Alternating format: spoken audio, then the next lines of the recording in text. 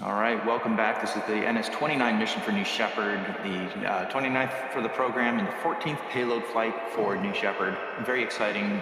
We are in auto sequence right now as the vehicle is basically taking over command of itself. It's becoming autonomous now. Yeah, and you can see right there from this view that bridge retracting from the capsule. Always a great sign that we're really close to launch. Let's stand by and watch these beautiful views from West Texas.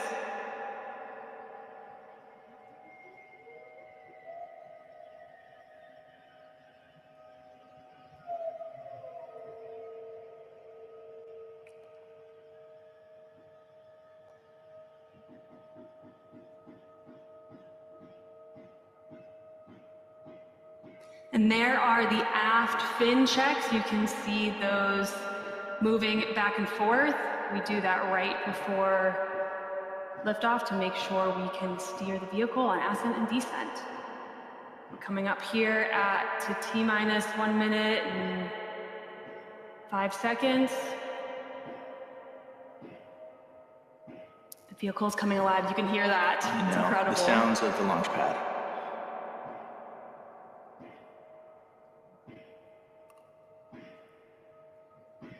With a keen eye, you might be able to see that engine nozzle gimbaling down there at the bottom. Yep, I see it. Hard to tell from this far, but beautiful views. All right, we're also keeping an eye on the pressures and temperatures in those propellant tanks. Both need to stay in that green zone, that go zone. All right, we're at T-minus 30 seconds and counting.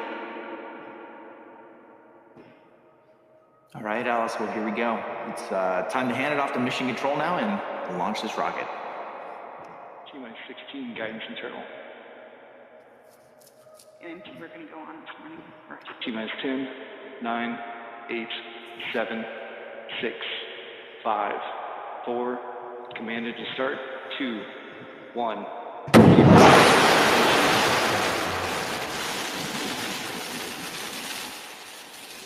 And liftoff.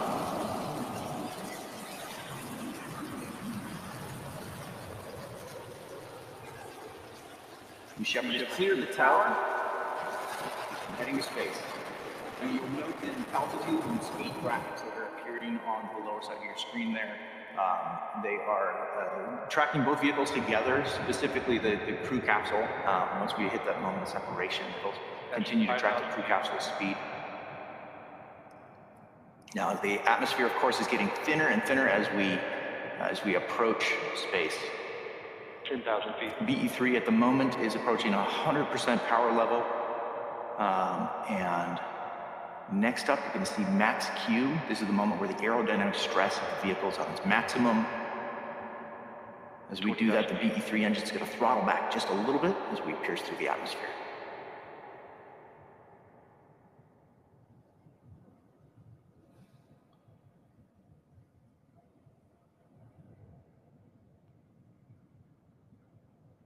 And we've passed max Q.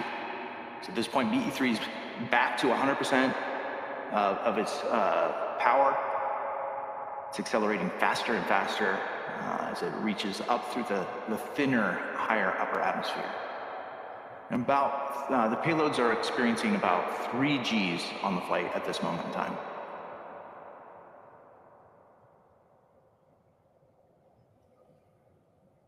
About 1 minute, 45 seconds of boost so far.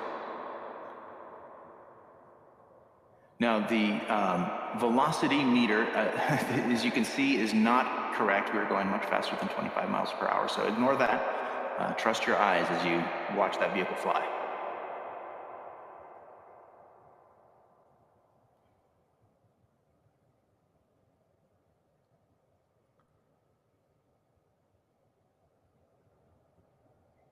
These onboard views are very helpful to see, as you can see the Earth descending away from the camera there. All right, we've hit MECO. Main engine cutoff.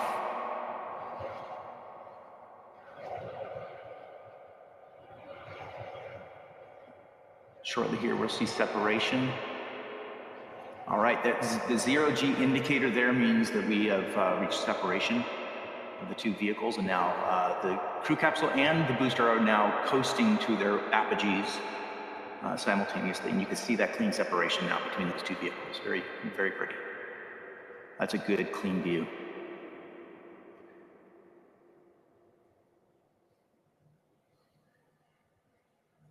The capsule at this point will begin its spin up for the payloads inside to experience not zero G today, but lunar G. It's a little hard to see from this camera view, but we can't wait to see those results.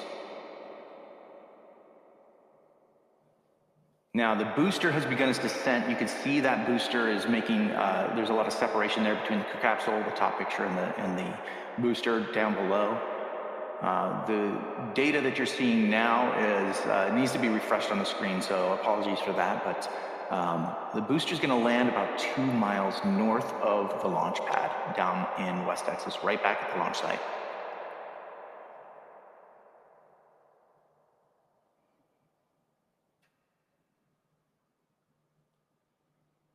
And I'm hearing that the crew capsule is at full lunar G roll, so it has reached full lunar G, those payloads experiencing that, conducting their experiments,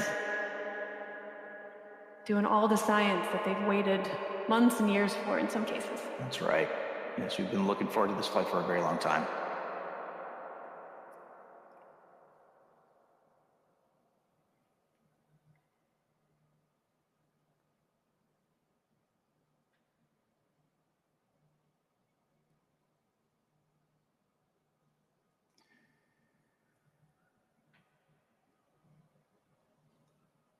Now you notice the last time we tried to do this launch, there was a cloud cover. Today there's no clouds, so our long-range cameras are able to clearly see the view all the way up to space and track both vehicles together. And you can see that booster is descending. Now it's, at this point in time, it's re-encountering the atmosphere, and it'll begin using its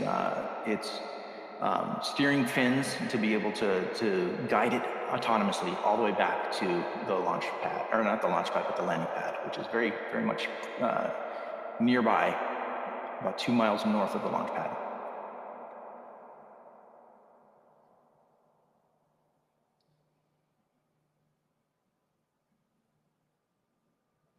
At this point, the capsule has also reached its apogee, and it is still spinning, but it will begin to slow down as it and stop spinning as we re-enter the atmosphere here shortly.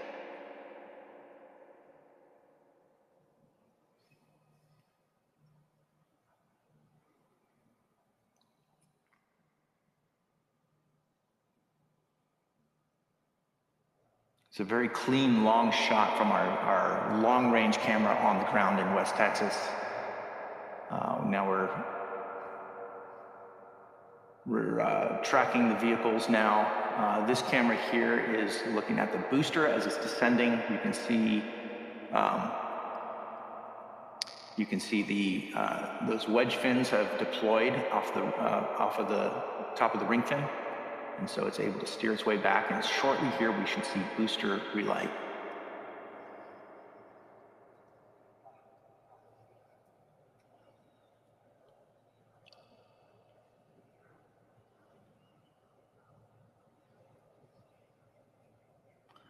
All right, here's a nice side-by-side to see the crew capsule on the left side and the booster on the right side of your screen as they're both descending. The booster is winning that race to the ground. It's nearing the ground right now. Those air brakes have deployed, which is really cutting the booster's velocity down. Again, ignore the stats that you see on the screen. Those are not accurate. All right, there's engine relight.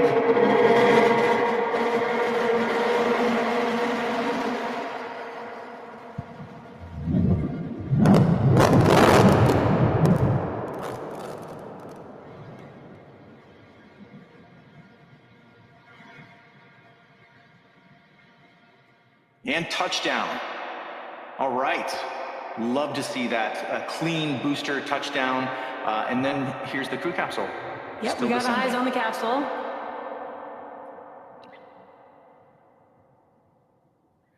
As you've noticed, it stopped its spinning maneuver the payloads inside where you're re-entering the atmosphere. We've experienced up to 5 Gs on descent. We're awaiting parachute deployment. Let's take a look.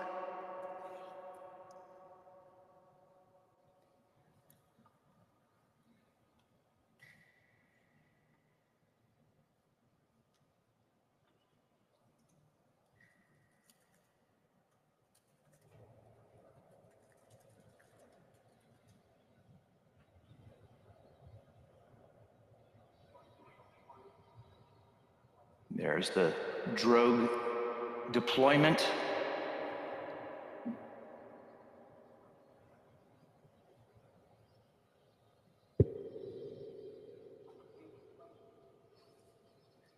And there you see the main parachutes being pulled out by those drogues. Beautiful. Beautiful. We love to see it. Now, if you've got a keen eye, you might note the parachutes have a slightly new design. And you can see one of those is lagging on its inflation, but that's all right. We've designed the system to have backups to the backups. This system can safely land with fewer than 3 parachutes.